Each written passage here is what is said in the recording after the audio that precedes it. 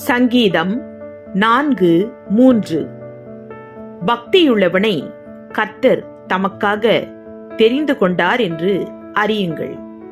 விளக்கம்: கர்த்தர் தமது சொந்த நோக்கத்திற்காகவும் உறவுக்காகவும் பக்தியுள்ளவர்களை, அதாவது அவருக்கு உண்மையுள்ள மற்றும் கீழ்ப்படிந்தவர்களை தேர்ந்தெடுத்து ஒதுக்கியுள்ளார். தெய்வ பக்தி கொண்டவர்களின் ஜெபத்தை கர்த்தர் கேட்க கவனமுள்ளவராயும் பதிலளிக்கக்கூடியவராயும் இருக்கிறார். ஆண்டவருக்கு உண்மையாக இருப்பவர்கள் மீது தனி அக்கறையும் கொண்டவராய் இருக்கிறார். ஆமென்.